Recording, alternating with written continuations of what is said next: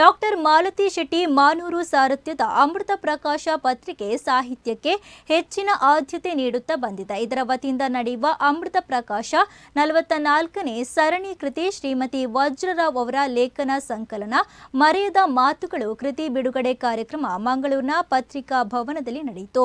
ಲೇಖಕರು ಹಾಗೂ ಐಸಿಎಎಲ್ ಮಂಗಳೂರು ಇದರ ಮಾಜಿ ಚೇರ್ಮನ್ ಎಸ್ ನಾಯಕ್ ಕೃತಿ ಉದ್ಘಾಟನೆ ಮಾಡಿ ಮಾತನಾಡಿ, ಅಮೃತ ಪ್ರಕಾಶ ಪತ್ರಿಕೆಯ ಮೂಲಕ ಅನೇಕ ಕವಿಗಳ ಪರಿಚಯ ಮತ್ತು ಕೃತಿಗಳ ಲೋಕಾರ್ಪಣೆಯಾಗಿದೆ. ಇಂದು 44ನೇ ಕೃತಿ ಲೋಕಾರ್ಪಣೆಯಾಗಿದೆ.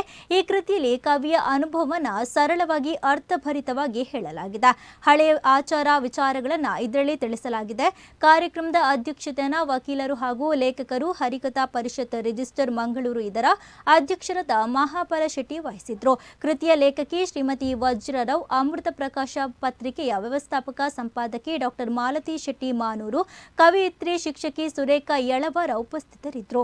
ಡಾಕ್ಟರ್ ಮಾಲತಿ ಶೆಟ್ಟಿ ಮಾನೂರು ಇವರ ಅಮೃತ ಪ್ರಕಾಶನ ಈ ಪತ್ರಿಕೆಯ ಮುಖಾಂತರ 44ನೇ ಕೃತಿಯನ್ನು ನಾವು ಬಿಡುಗಡೆ ಮಾಡ್ತಾ ಇದ್ದೇವೆ ಅಂತ ಹೇಳಿದರೆ ಬಹಳ ಒಂದು ಹೆಮ್ಮೆ.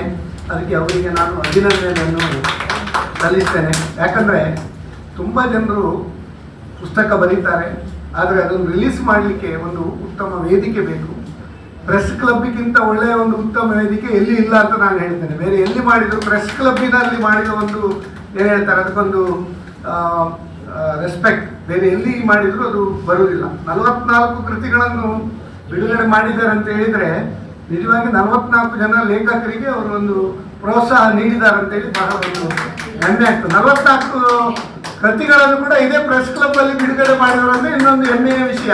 ಯಾವುದೋ ಒಂದು ಐಷಾರಾಮಿ 5 ಸ್ಟಾರ್ ಹೋಟ್ಲಲ್ಲಿ ಅಥವಾ ಇದರಲ್ಲಿ ಮಾಡಲಿಲ್ಲ. ಯಾಕಂದ್ರೆ ಪುಸ್ತಕದ ಬಗ್ಗೆ ಪ್ರತಿಯೊಬ್ಬರಿಗೆ ಒಂದು ಏನು ಹೇಳ್ತಾರೆ ಆಸಕ್ತಿ ಬೇಕು.